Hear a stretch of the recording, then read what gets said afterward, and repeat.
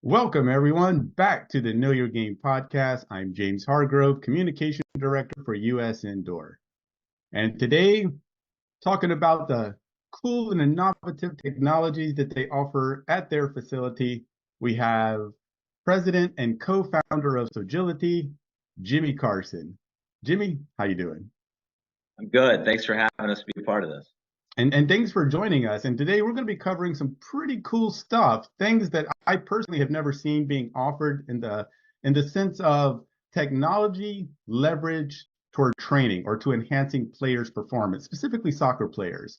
So as we go into this topic, let's go ahead and begin with, well, your journey, Jimmy. How'd you get to where you're at today? What prompted you to co-found Sogility?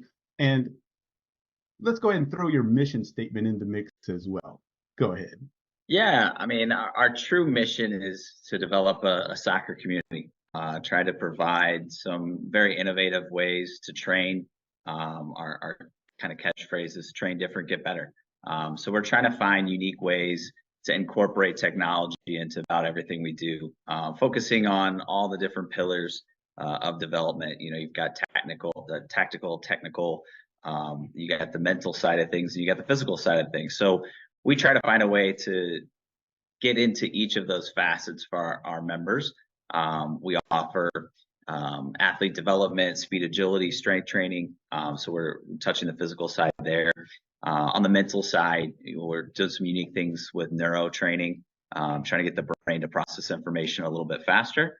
And then we, work on the technical side of the game. So whether it's ball launchers, our tech touch training, the technical soccer zone, circuit training, skills classes, just 6 different facets and ways that we can try to help players grow their game.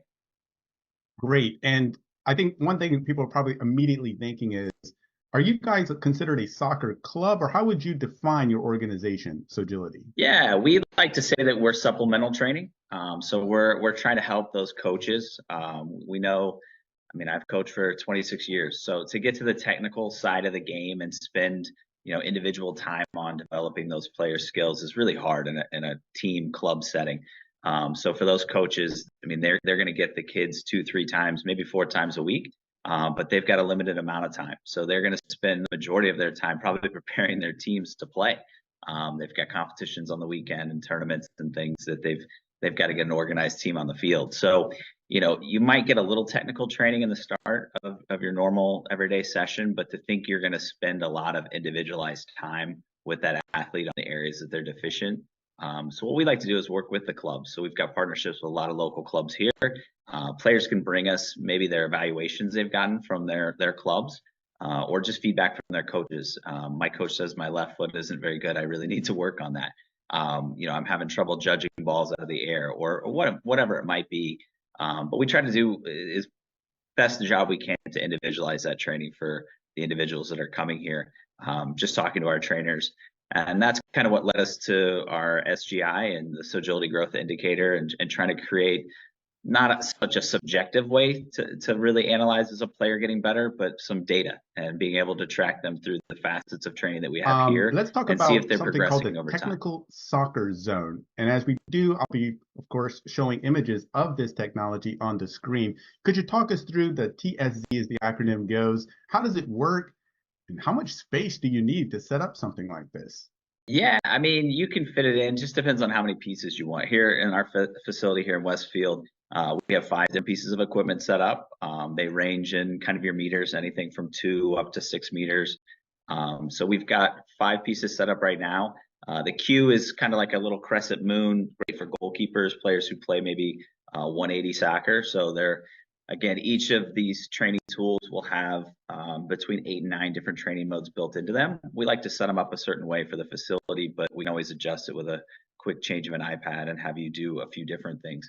What makes this area very unique is, instead of just, I'm going to go kick a ball off the wall, not super engaging. So, when you get into the TSC, now you've got these lights and sounds and things are going, and it's really, gamifying, and gamification, something that especially today's player is going to enjoy a lot more. There's a scoreboard right there, so they're seeing progress immediately. Am I, getting the scores that I'm looking for?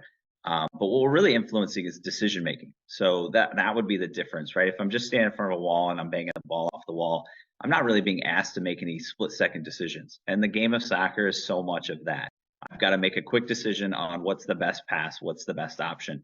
So one particular mode that we have is called the Maestro, and you have three different lights. There's a red one, there's a green one, there's a blue one, and the most points comes from the green. So if you think about that from a game situation, like if I'm in a soccer game, there's probably a good pass, and I'd be hitting, one light, blue, and that's 1 point. Or I could get 3 points by making, maybe a better choice and a better pass in that moment. And then if I pass it to the other team, that's hitting a red light. So you don't want to give the ball away. But having those the demands of technique and all the things that are in there from a skill development standpoint, but now the mental side of the game, having to make those decisions and hit the passes that you're looking for, really challenges them. And the different tools, like I said, there's one that's set more 180. Some of the other ones are circular. One of them's a square. It's called the Cube. And so we partner with Elite Skills Arena out of Bournemouth, England. They have made some of the greatest technology that I've been able to find, because that's part of my gig, is just scouring the whole world for what's out there. This is the kind of technology that you might see at major clubs like Man City, Barcelona. So to be able to bring that to the children of Westfield, Indiana is pretty cool. It is. Beyond setting it up in terms of operating it, what's the well, I guess what's the skill curve or the learning curve, sorry, on how Yeah, to no, I was use that? talking to someone yesterday, and it was a daughter and a father that were looking to add some of this technology to what they do, and she was very quick to be like, my dad doesn't really get technology. Like, how hard is this? The setup is really easy. We keep it in a defined space, but you could break it down and move it. We have mobile units and things where we do move it around. Everything comes with a built-in Wi-Fi to it, so you have that Wi-Fi signal that's in the machine. You can take out your smartphone or a tablet and connect directly to the piece of equipment, and then you go online, and right there pops up kind of the way that you want to set it up. So you want to change a training mode, tap the button. You want the lights to be a little brighter, the sound to be a little lower, whatever you want. You can control everything right there at your fingertips. So it's pretty easy. Once it's set up and in the space, there's also a button on the side where you can just simply push the button to turn it on and off, and start the different game modes. So there's usually a little countdown. We do like a 5-second countdown so the player is on their toes and ready to go. But yeah, I mean, the actual side of integrating in with it, no major issues there. It's pretty easy to operate. I mean, I have as young as 2 and 3-year-olds that train here in the facility, and they can kind of figure that out. But that was a good laugh, because the young lady I was speaking to yesterday was like, well, my dad's level of technology might not be quite the level of a 2 or 3-year-old even. And Yeah, regarding the I different think it's pretty technology you easy to guys use. offer, the tech touch, obviously that requires a certain amount of space as well. Could you describe that to everyone? Again, we'll be putting images as you do. Yeah. So we'll use about a 25 by 35 foot studio space, as we refer to it, and that'll give you plenty of room. We'll add in probably 2 to 4 small goals, some cones. Really, the curriculum that we use, we're focusing on a lot of skills on half turns and why we're taking the ball with a certain touch, a certain direction. So the training side of it, we really talk more about those things. Easiest way of explaining the tech touch world is that we have robots that shoot soccer balls at you. And if I tell a kid that, they're pretty in on wanting to train on this equipment. But it's, for someone in the baseball kind of world, it's like a pitching machine. So you're going to set up in a studio. Our trainers will turn the speeds to what levels they believe is best for the players. They can serve balls on the ground, in the air. They can go left to right. They can kind of really work on different ways of receiving the ball, different angles, different opportunities. So they're able to just kind of work primarily on your first touch. So we're really trying to develop, that first touch, whether it's bringing out of the air or it's on the ground. And then we try to incorporate, again, some decision making. Why are you taking that touch into certain space? Maybe there's an obstacle. It might be a mannequin or a dummy or something. So you take the touch that way, but it's not on. A defender's in the way. Got to cut it back and go a different direction. So Tech Touch really does work on exactly what it says. We're developing your first touch with technology. Program that you offer called circuit training, and how is it used to drill for that approach? Yeah, it was actually up for a global award. Again, we partner with the ESA, the Elite Skills Arena folks. This is one of their products. It was up for a rehabilitation tool because it's as close to a game-like scenario you can put a player back into without contact. So there are master rebounders and panels that you're going to dribble and play the ball off of. There's also gates that are set up that you're going to dribble through. So there's like a laser beam that sees the body move through there. And then there's a pass through area as well. So where you're just going to slip the ball through, kind of like you're passing it to another teammate. Maybe you're bridging a player. But we set it up. You can change the setup. We have a couple different modifications on how we like to best utilize that. One unique piece to this is that we'll do it in small group. So adding in another player and having them work to solve the problems with you. So if we're playing the vision mode, there's a blue light we got to go hit, and there's a yellow light of where the blue light's going to go next. So now we're trying to get the brain think ahead in the soccer world. What's the next play? Where are we going? So as we hit a certain panel, the way we receive the ball to then go to the next light is going to be a little bit based on those kinds of things, right? Just like in the game, I get the ball and I want to change directions and go a different route. Doing that with another player, though, is the only time that you really get to work on your communication skills in a technical setting.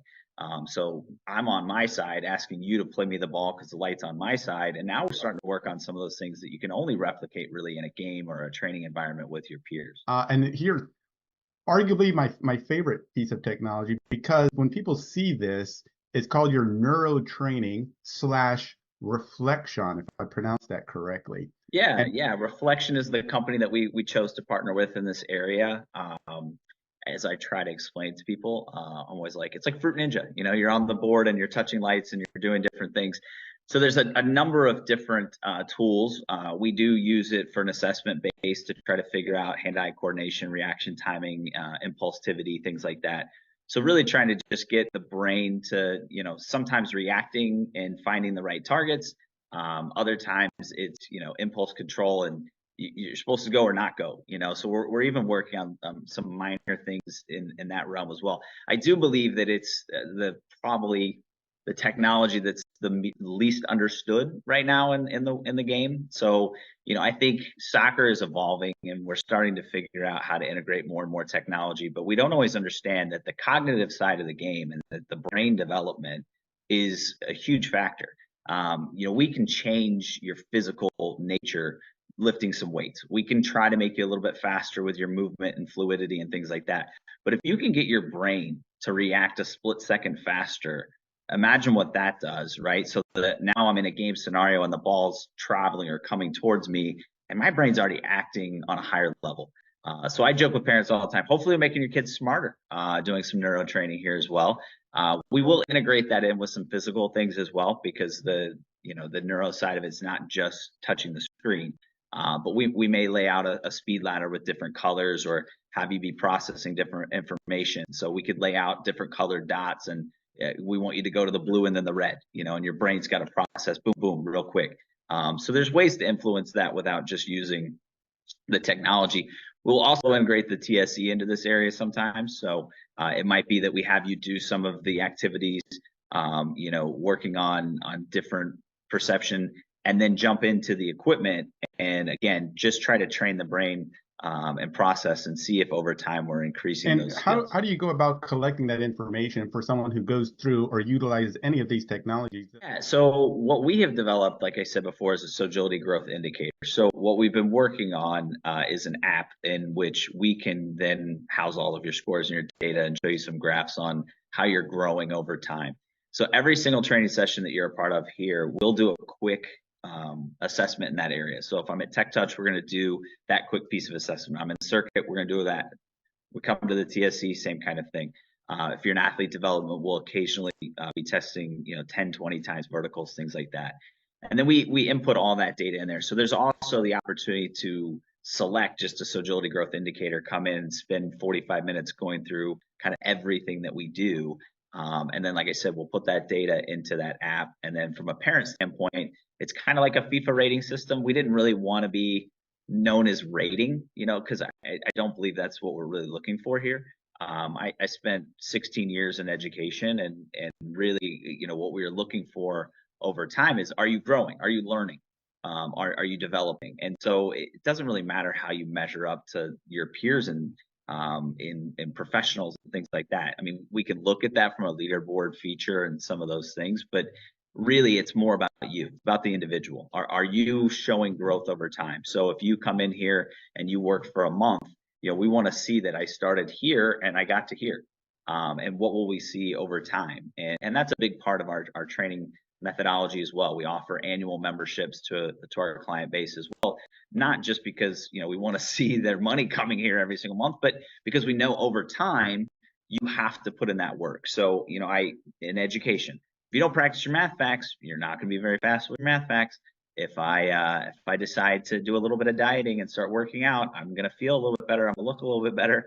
But if I stop, what happens? So it's the same kind of concept, right? If you're coming in the off season alone, you're going to get better. You're going to get more confident. You're going to have all those things go up. But if you don't spend the time coming in on a regular basis doing that maintenance side of things, you're going to lose those gains. So that's why we really encourage them to take advantage of the different facets, coming in to do different things so that you're progressing in lots of different realms. But also that you're getting in here on a weekly basis, just so that we can continue to see you grow and develop over time. Fantastic. And with that being sort of the short list of tools that you guys Mm-hmm. utilize for your programs, let's do a slight shift over to the programs themselves that you Yeah. offer. And I'll start with the one that really stood out to me is it appears that you offer a program specifically for goalkeepers. What does that look like, and what prompted you guys to come up with that program? Yeah, honestly, the goalkeeping world, there's so many of the trainings that we do that are beneficial to them. Doing neuro training, obviously, hand-eye coordination for goalkeepers, huge. Like I said, being in the TSE, especially on the cue, facing one direction, working with your footwork, it's going to be great for your goalkeeper to do those things. Coming in and working on tech touch. Goalkeepers are field players these days. I mean, in the modern game, you've got to be able to use your feet to get yourself out of some sticky situations. So there's a lot of great pieces of what we do. Goalkeepers still need to be strong. They got to get in and do their athlete development. Maybe not a skills class, right? They're not usually on the ball dribbling around people and trying to do those kinds of things. But then there's a special nuance to goalkeeping. So when I think about the goalkeepers, their training needs to be a little bit different. And it's also kind of a culture. So we offer small group training sessions so that you get to train with some of the other goalkeepers. It is a specialized position on the field. Not everyone is destined to be a goalkeeper. I think it takes a special person to even have the character to want to do such a position, right? There's 11 players on the field. 10 of them can make a mistake and it doesn't really factor into a lot. Maybe somebody saves the day for you. Goalkeeper makes a mistake, everybody notices. So, that's something that when we're talking about the goalkeeping offerings, we want you to be able to come in, work on your handling, work on your foot skills, work on some of those finer details. And repetition is a big part for goalkeepers too. So they need to be working on that footwork regularly, but putting themselves in situations where they're able to make saves and work on their handling. So that's why we offer a goalkeeping option as well. We've been blessed to have some amazing goalkeeper trainings over our time here at Sogility. John Bush, Mr. HPG himself, was our goalkeeper trainer for a long time. But John is amazing. And so he's now with Pittsburgh River Hounds, but has been a few different locations since then. So, keeping a high level goalkeeper coach can be kind of tough. We were blessed to have Bobby Edwards jump into that role afterwards. And what I quickly learned is, relying on one person, because Bobby's now with FC Cincinnati, it's tough. So what we've actually done is we found 4 or 5 different goalkeeper coaches from different clubs in the area, semi-professional teams, even a couple college kids, just because they're around, they've experienced the game, they're hungry to give back to the kids. So being able to have some different voices, I think that's important too. So here at Sogility, we might have 12, 15 different trainers that you could choose and pick and be lucky enough to work with. And you might learn something different from each one of those. So to be able to have goalkeeper coaches that, they have a day of the week that's just in their schedule to come and help run sessions. But you might get something I different also from noticed each that of you those guys sessions. offer So it's something good to called have a Sogility variety as on well. the go. Sure. What exactly is that? Yeah, so we created a mobile unit. So the Sogility on the Go mobile unit. Think about, your birthday party type game truck experience where, I know a lot of parents don't want their kids just sitting around playing on video games, but you can call us up and we can bring Sogility to your house, set up a couple pieces of equipment, and the kids can play on it there in the yard. Or we do a lot of activations as well. We've gone all the way to San Francisco, partner with a company, C11 Marketing. Our direct partners with was Sevilla. La Liga was in the States this summer, putting on some games. And so we were able to connect with their club, and we branded some equipment for them, brought it out to the games, and set it up in kind of their fun zone area. We do that at all Indy 11 home games here locally as well. So we're a big part of their family fun zone for the kids before the games, and get to challenge them and get to see some different things. We've partnered again with clubs to come to their tournaments and events. So Agility on the Go is really just the ability for us to kind of be everywhere. We currently partner with the ECNL on the boys and the girls side as well. So we've been at all their national events. We'll be out in Arizona here again soon. So just getting a chance to be out in the soccer community, share more about Sogility, share more about the equipment, and again, just have some fun. There's a huge part of this that is supposed to just be fun. It's a game.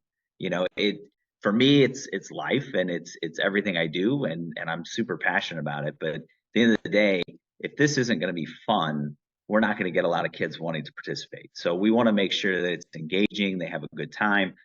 There's definitely going to be growth. You're going to see skills. I mean, you go from getting maybe 10, 15 touches in a practice, maybe in a week you'll get 100 to 200, and I can get you 300 to 530 minutes. So when you're getting that many touches on the ball, you're going to be getting better. You can't help it. And so what we really pride ourselves on is that we're helping people grow confidence.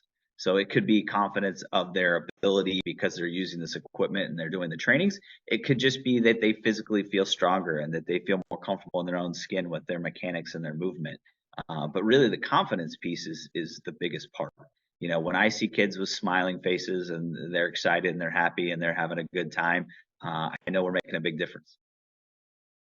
But so agility can fit really anywhere you want it to. So if you think about it realistically, you probably need about 4,000 square feet to get a lot of the technology and pieces. Just depends on how much you want to put in there. But that's something that certainly we've talked to others about. Can we join them in their indoor facilities, and can we be a part of what they're doing, and providing more training opportunities for those players and their communities? Right. And correct me if I'm wrong, you guys operate under a franchise model. Is that correct? That's correct. We like I said, we started off with the Sogility in Westfield, Indiana, and we were just kind of doing our thing and enjoying the opportunity to train kids, and people kept reaching out. What is this? Is it a franchise? How do we get it? I get that question a lot. Did you start this? Or did you find it somewhere? And it's like, no, this is something that we built. So we just spent the last 9 months working very difficult, in some of those less fun ways, working with a lot of attorneys on what exactly a franchise model for Sogility will look like. And we're excited that we just here a couple weeks ago launched that. So we've been sharing with a lot of people, if they're interested in adding a Sogility to their community or their facilities, that we'd love to be a part of that. Absolutely. And as we're doing this, and as everyone can see on the screen, in addition to the imagery, please follow the links that you're now seeing appear on the screen on who to reach out to and who to contact to explore these franchising options at your indoor sports facility. And I think it's also worth mentioning some of the outreach you guys have been doing globally speaking. And again, by visiting your website, I saw you've done a lot of meaningful work in Liberia of all places. What got you guys interested in doing work out there, and what kind of outreach was it? Yeah, we do a lot in our local communities. We will donate lots to the PTOs and to the club fundraisers, and there's usually a Sogility basket, that you can get a summer camp or something, some swag. So we try to just support local soccer as much as we can, because that's what we're about, developing those relationships. I have a good friend, Desi. I saw some great things he was doing online with his work in Liberia, and really they're building kind of a Christian youth group there where they can have schools for kids, opportunities to play, and all these things. And as I was watching this amazing work he was doing, it just, kind of sat with me like, here are these kids that have nothing. They don't, a lot of times they don't have shoes, they don't have the shin guards, they don't have socks, they don't have the balls, they don't have a lot of the equipment. Recently they were building kind of a new field for them to play on, and it was just an even patch of dirt. Just, to that extent that is very valuable to them, just to have a flat, surface with, no rocks and sticks and things in the way. So when I saw a lot of local organizations and clubs had donated some uniforms and different things like that, immediately we thought, you know what, we do a partnership with Equip Studio. They provide some awesome Sogility uniforms, and I said, Desi, can I donate? I want these kids to have a uniform that's all theirs, not a hand-me-down, not something from someone else. So can we make that possible? So we recently donated uniforms to two kids, a white and a black one. And so those kids are going to get, an opportunity to wear a brand new uniform, which I think is pretty awesome. And then additionally, we'll put on a box here at the facility every once in a while and take some gently used cleats and shin guards and balls, water bottles, anything. If Lost and Found fills up and we don't find anyone who wants to give it a good home, we usually go ahead and contact that organization and just try to get them whatever resources we can to provide them an opportunity. Talking with Desi, we'd even talked about, one day, how amazing would it be to have a Sogility there on their campus at this school, like an indoor facility with some of this technology and things that they could utilize. So hopefully those are the things that are in the future for us. I know, we've discussed the opportunity. We'd like to do more outreach in our local communities as well, looking at some way to set up a kind of a non-for-profit side of what Sogility does, whether that's setting aside money and funding for underprivileged youth that could come in and train here. That's something that's near and dear to my heart. In my educational career, I started off as a resource teacher working with a lot of at-risk youth.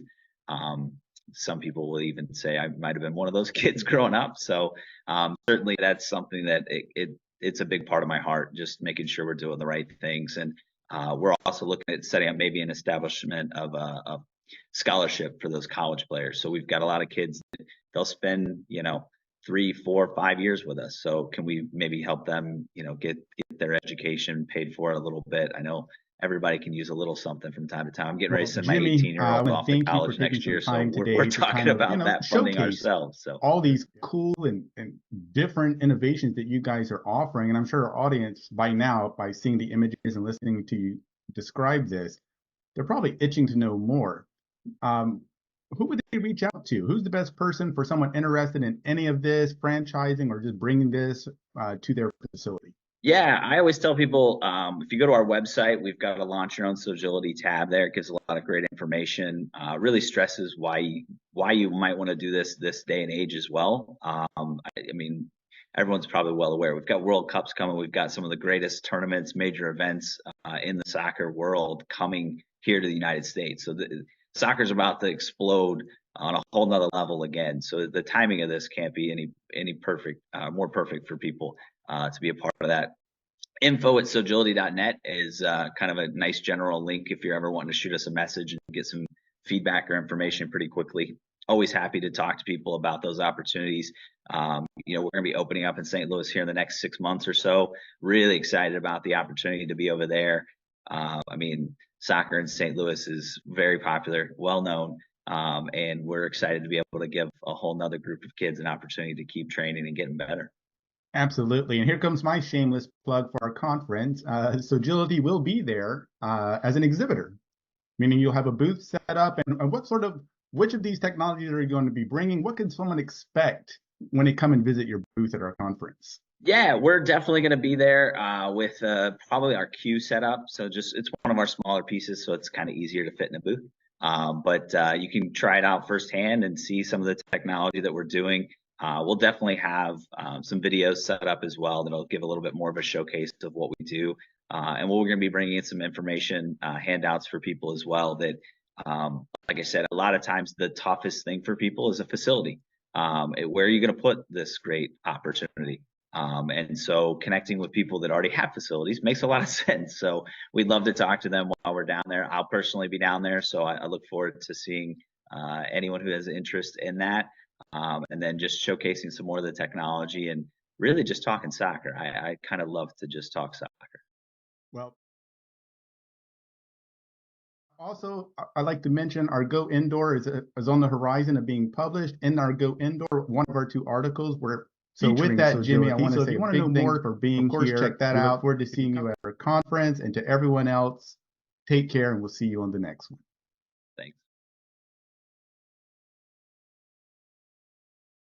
Thanks.